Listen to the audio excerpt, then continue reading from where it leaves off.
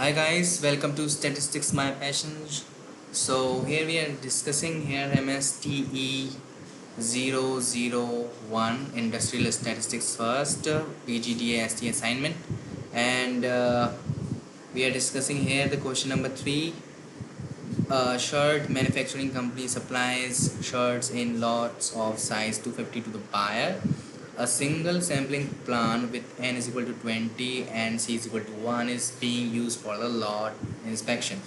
The company and the buyer decide that AQL is equal to 0.04 and LTPD is equal to 0.10.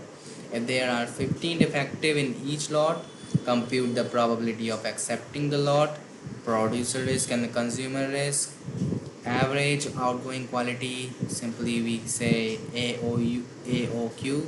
If the rejected lots are screened and all defective shirts are replaced by non-defectives, average total inspections. So we have to find all four questions from 1 to 4. For this, as your information, we are providing the paid assignments of whole PGDAST from MST001 to MSTL002. So total assignments, we have 9 assignments. So if you want to get all assignments in a PDF form, you can message me on my WhatsApp number, which is showing on your screen. Thank you so much for seeing this video.